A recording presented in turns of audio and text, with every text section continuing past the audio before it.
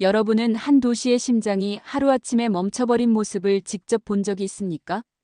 어제까지 수만 명이 출근하던 산업단지가 오늘은 인기척조차 사라진 채 고요 속에 잠겨 있다면, 어제까지 북적이던 식당과 시장이 오늘은 문을 닫고 텅 빈 의자만 남아 있다면, 2024년 여름 중국 하이난성의 한 제조도시 옌저우에서 그 일이 실제로 벌어졌습니다. 원인은 전 세계가 부러워하던 초대형 전자기업 삼성의 단 한마디 발표였습니다. 중국 옌저우 생산라인 철수를 검토한다. 중앙정부 고위 관료들은 처음에 비웃었습니다. 삼성이 중국을 떠날 리 없어. 허세일 뿐이야. 그러나 불과 몇 주 만에 10만 명이 일자리를 잃었고 부동산과 상권이 무너졌으며 세수의 40%가 증발했습니다. 한 기업의 철수가 도시 전체를 송두리째 흔들어버린 것입니다. 저는 그 도시의 경제기술국 부국장이자 이 모든 과정을 가장 가까이에서 지켜본 사람입니다. 그리고 부끄럽게도 이 사태를 막을 수 있는 마지막 순간에 침묵했던 당사자이기도 합니다.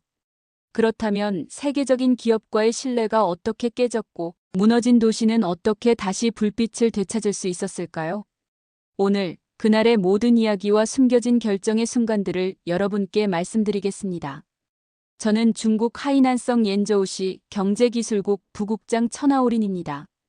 20년 동안 이 도시의 산업과 경제를 지켜왔고 해외 기업 유치 프로젝트에 온몸을 바쳐왔습니다. 그 중에서도 제 경력에서 가장 자랑스러운 성과는 단연 삼성 유치였습니다. 삼성이 옌저우에 들어온 후 도시는 완전히 바뀌었습니다. 예전에는 바닷바람만 부는 항구 도시였지만 이제는 24시간 불이 꺼지지 않는 산업 도시로 불렸습니다. 공장에서 일자리가 생기자 사람들은 농촌에서 몰려왔고 협력업체와 상권이 폭발적으로 늘어났습니다. 아침이면 공장 정문 앞 버스 정류장은 교대 근로자들로 붐볐고 점심시간에는 인근 식당가가 발 디딜 틈 없을 만큼 붐볐습니다. 부동산 가격은 몇 년 만에 2배로 뛰었고 시 재정은 역대 최고치를 기록했습니다. 사람들은 삼성이 옌저우의 심장이라고 말했습니다. 저 역시 그렇게 믿었고 스스로를 그 심장을 뛰게 하는 동맥쯤으로 생각했습니다. 그런데 2024년 봄, 평소와 다름없는 월요일 오전, 한 통의 전화가 제 평온한 일상을 뒤흔들었습니다. 천 부국장, 오늘 오후 산업부 긴급회의에 참석하셔야 합니다. 중앙에서 직접 지시가 내려왔습니다. 목소리가 묘하게 무겁고 긴박했습니다. 회의실 문을 열자 중앙에서 내려온 류꺼창 부장이 이미 자리를 잡고 있었습니다. 그는 권위적인 표정으로 회의실을 둘러보더니 서류철을 탁 소리나게 내려놓았습니다. 삼성의 핵심 반도체 공정 자료와 설계 매뉴얼을 이전하라고 요구하겠습니다. 국가 차원의 결정입니다. 순간 저는 숨이 턱 막히는 기분이었습니다. 부장님, 그건 너무 위험한 요구 아닙니까? 삼성이 쉽게 받아들일 리 없습니다. 그러자 류 부장은 제 말을 자르며 냉소를 지었습니다. 천 부국장, 삼성은 부품만 조립하는 공장일 뿐입니다. 이 시장 없이는 한 발짝도 못 움직입니다. 우리가 원하면 그들은 내놓을 수밖에 없어요. 그의 말투는 마치 우리가 절대적 우위에 있다는 듯 했습니다. 하지만 제 머릿속 깊은 곳에서는 불길한 예감이 고개를 들고 있었습니다. 그날 밤 저는 사무실 불을 켜둔 채 서류를 뒤적였습니다. 삼성과 우리 도시의 관계, 협력사 리스트, 고용 현황, 세수 의존도, 모든 지표가 한 기업에 지나치게 의존하고 있었습니다. 만약 이 관계가 깨진다면? 그 질문이 머리를 스쳤지만 곧 고개를 저었습니다. 중앙의 결정에 반대 의견을 내는 건 관료 세계에서 곧 정치적 자살이었으니까요. 며칠 후 제 비서가 문을 벌컥 열고 들어왔습니다. 부국장님, 협력사 한 곳에서 삼성 공장 내부 자료를 USB로 가져왔다고 합니다. 피가 머리끝까지 몰렸습니다. 뭐라고요? 누가 그런 짓을? 류 부장 쪽 지시였다고 합니다. 직접 말은 안 했지만 그쪽에서 사람을 움직였다고. 그날 오후 삼성 중국 총괄 부사장 박진수가 저를 찾아왔습니다. 그의 표정은 평소와 달랐습니다. 부드럽던 얼굴이 차갑게 굳어 있었고 손에는 얇은 서류 봉투가 들려 있었습니다. 부국장님, 어제 우리 시스템에서 무단 접근이 감지됐습니다. 핵심 자료 일부가 복사된 정황이 있습니다. 이건 명백한 산업 스파이 행위입니다. 그의 목소리는 낮았지만 단어 하나하나가 제 가슴을 깊게 찔렀습니다. 저는 무의식적으로 눈을 피하며 말했습니다. 혹시 그게 협력사 쪽에서? 박 부사장은 눈빛을 바꾸지 않은 채 고개를 끄덕였습니다. 저희는 기술을 공유할 수 있습니다. 하지만 신뢰를 깨뜨리는 쪽과는 거래하지 않습니다. 그 말은 칼보다 날카로웠습니다. 하지만 더 큰 폭탄은 한 달도 안 돼 터졌습니다. 2024년 6월 3일 오전 9시 삼성 본사에서 공식 발표가 나왔습니다. 기술 보안 우려 및 경영 리스크로 인해 중국 옌저우 생산 라인 철수를 검토한다. 순식간에 제 휴대폰은 불이 났습니다. 시청, 언론, 협력사 대표, 심지어 베이징에서도 연락이 쏟아졌습니다. 시장님은 회의실에서 책상을 치며 소리쳤습니다. 천 부국장, 이게 도대체 무슨 일이야? 회의실 공기는 살얼음판이었고 모두의 시선이 저에게 꽂혀 있었습니다. 저는 그때까지만 해도 이게 단순한 협상 카드라고 믿고 싶었습니다. 하지만 제 속마음 깊은 곳에서는 이미 알고 있었습니다. 이번엔 진짜일지도 모른다. 삼성의 철수 검토 발표가 나간 지 불과 하루 만에 옌저우의 공기는 무겁게 가라앉았습니다.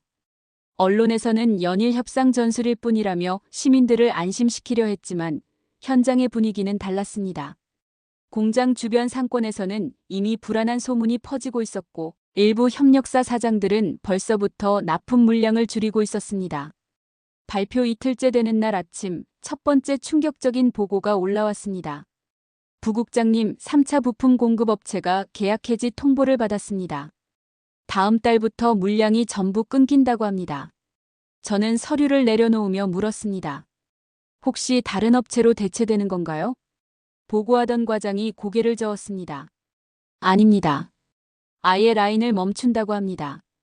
그날 오후 20년 지기 친구이자 삼성 2차 협력사 대표인 마윈펑이 제 사무실로 찾아왔습니다. 평소 호탕하던 그의 표정은 완전히 굳어 있었고 손에는 담배가 몇 갭이나 쥐어져 있었습니다. 하오린네 직원 200명은 이제 뭘 먹고 살아야 하냐? 삼성이 떠난다고 진짜 떠난다고. 그의 목소리는 떨렸고 눈가는 붉게 충혈돼 있었습니다. 저는 애써 웃으며 말했습니다. 아직 결정된 건 아니야. 협상이 남아있어. 하지만 제 목소리는 스스로 들어도 공허했습니다. 며칠 뒤 더 큰 악재가 터졌습니다. 삼성의 주요 협력사 중 하나가 대규모 구조조정을 시작한다는 소식이었습니다. 하루 만에 300명 이상이 해고됐고 그중 절반 이상이 옌저우 시민이었습니다. 노동청 앞에는 새벽부터 해고 통보를 받은 근로자들이 몰려들었고 항의와 울음소리가 뒤섞였습니다. 한 여성 근로자가 제 앞을 가로막으며 울부짖었습니다. 부국장님, 저희 남편도 삼성라인에서 일하다 잘렸어요. 두 아이는 어떻게 키우라고 합니까? 저는 아무 대답도 할 수 없었습니다. 상권 붕괴는 생각보다 훨씬 빠르게 진행됐습니다. 점심시간이면 북적이던 공장 앞 상가거리는 이제 한산했고 인기 많던 국수집 주인은 가게 앞에서 멍하니 길만 바라보고 있었습니다. 부국장님, 하루 손님이 200명에서 20명도 안 됩니다. 한 달 더 버티면 기적이죠.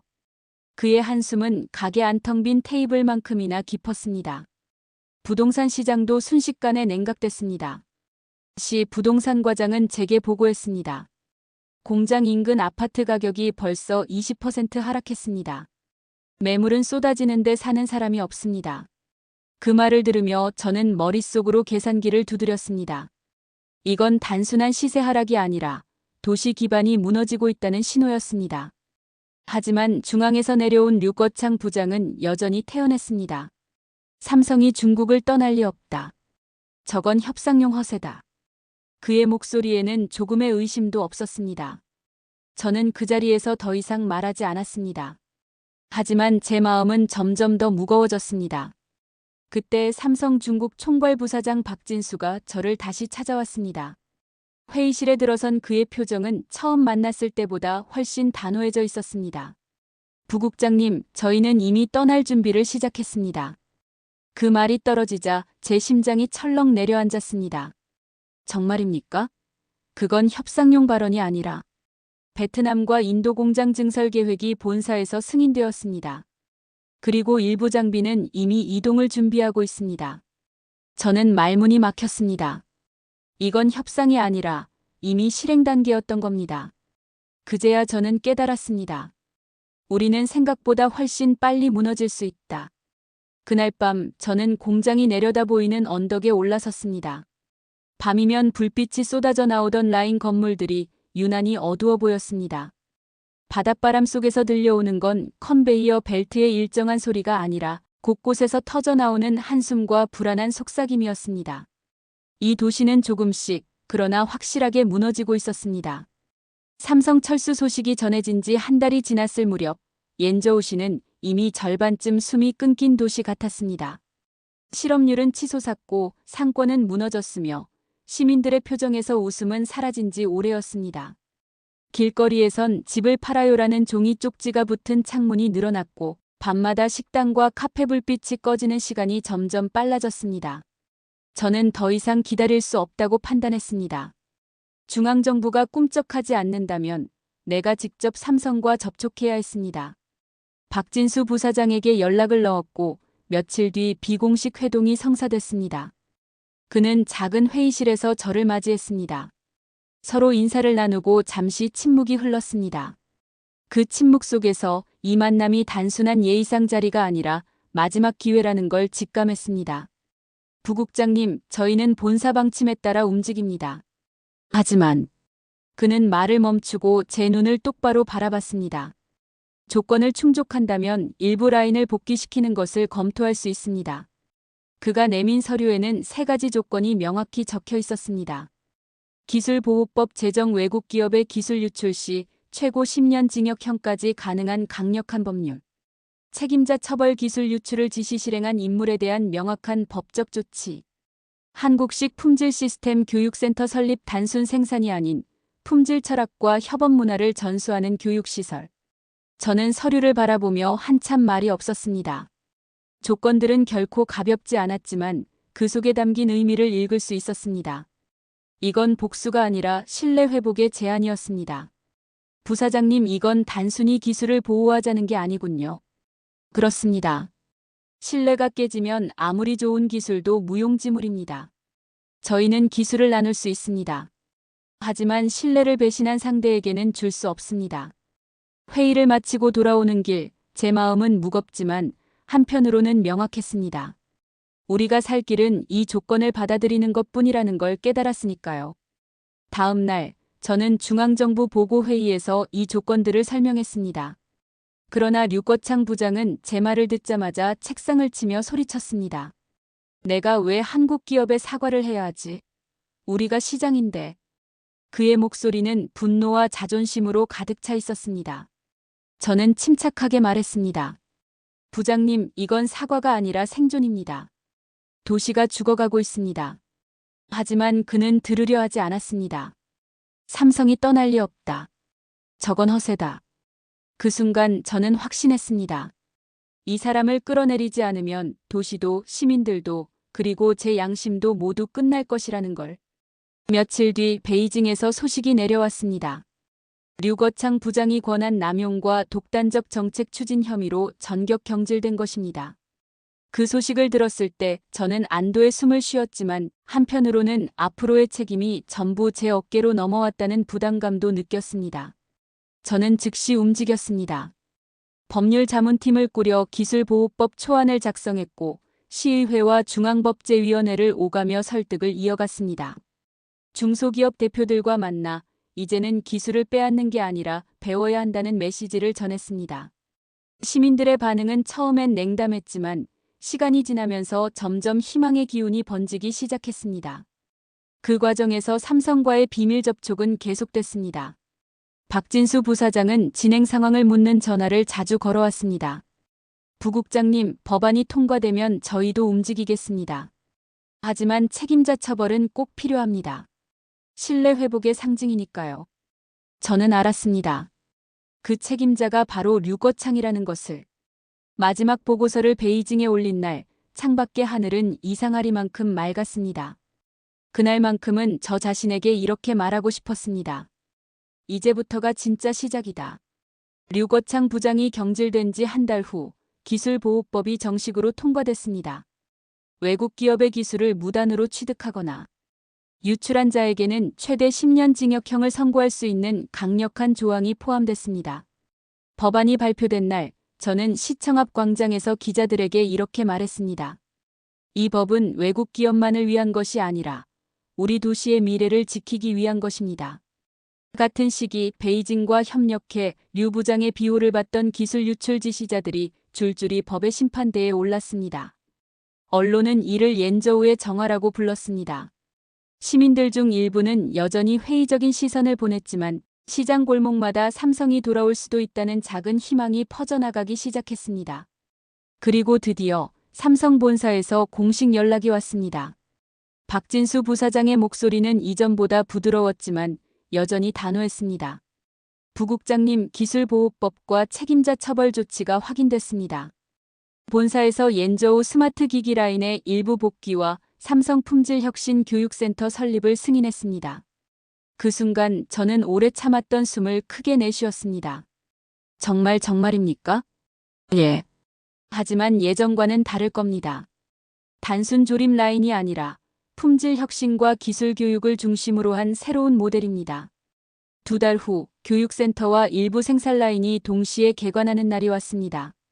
센터 현판식에는 삼성 본사 임원들과 한국에서 파견된 품질 전문가, 그리고 수백 명의 시민이 모였습니다. 현판식 리본을 자르며 박 부사장은 이렇게 말했습니다. 신뢰를 회복한 파트너와는 언제든 다시 손을 잡을 수 있습니다. 오늘은 그 증거입니다. 센터 안으로 들어서자 예전 공장에서 보던 무표정한 얼굴들이 아니었습니다. 교육복을 입은 근로자들의 눈빛에는 호기심과 자부심이 가득했습니다. 안녕하세요. 저는 왕자오입니다. 예전엔 라인에서 하루 종일 같은 부품만 조립했는데 이제는 왜 그렇게 해야 하는지 이해하게 됐습니다. 품질이 곧 우리의 생명이라는 걸 배웠습니다. 그의 목소리는 자신감으로 가득 차 있었습니다. 강의실에서는 한국인 품질 전문가가 강의를 진행하고 있었습니다. 품질은 기술이 아니라 마음가짐에서 시작됩니다. 처음부터 완벽하게 만들겠다는 의지가 있어야 합니다. 고객을 생각하는 마음, 그것이 품질의 핵심입니다. 교육생 중 한 명이 손을 들어 물었습니다. 한국 사람들은 어떻게 이런 마음가짐을 가지게 되었나요? 강사는 잠시 웃으며 대답했습니다. 우린 실패를 통해 배웠습니다. 값싼 모방품으로는 오래 살아남을 수 없다는 것을요. 진짜 경쟁력은 품질에서 나온다는 걸 몸으로 느꼈습니다. 며칠 후 첫 번째 교육 수료식이 열렸습니다. 졸업생 대표 왕자오가 연단에 올라 말했습니다. 우리는 이제 알았습니다. 기술을 훔치는 것과 배우는 것의 차이를. 훔친 기술은 그 순간만 따라할 수 있지만 배운 기술은 응용하고 발전시킬 수 있다는 것을요. 그 순간 저는 제자리에서 박수를 치며 마음속 깊이 결심했습니다. 다시는 같은 실수를 반복하지 않겠다. 그날 저녁 저는 교육센터 건물 옆에 새로 세워진 생산라인 앞에 섰습니다. 유리창 너머로 보이는 컨베이어 벨트 위에는 여전히 수많은 제품이 흐르고 있었지만 분위기는 예전과 달랐습니다. 사람들은 단순히 일을 하는 것이 아니라 무언가를 만든다는 자부심을 갖고 있었습니다. 집으로 돌아가는 길, 공장 인근의 식당가와 카페 불빛이 다시 살아나는 것을 보았습니다. 몇 달 전만 해도 어두웠던 골목에 사람들이 모여 웃고 대화하고 있었습니다. 부동산 중개소 창문에는 다시 계약 완료라는 붉은 딱지가 붙기 시작했습니다. 저는 차를 세우고 한동안 그 불빛을 바라봤습니다. 삼성이 돌아온 것이 단순히 경제 회복을 의미하는 건 아니었습니다. 그건 신뢰가 회복됐다는 증거였고 우리 도시가 다시 배움의 길로 들어섰다는 상징이었습니다. 밤하늘 아래 반짝이는 교육센터의 불빛은 예전보다 더 밝고 따뜻했습니다. 저는 속으로 조용히 중얼거렸습니다. 우리가 지켜야 할 건 기술이 아니라 신뢰였다. 그리고 이제 우리는 다시 배울 준비가 되어 있다.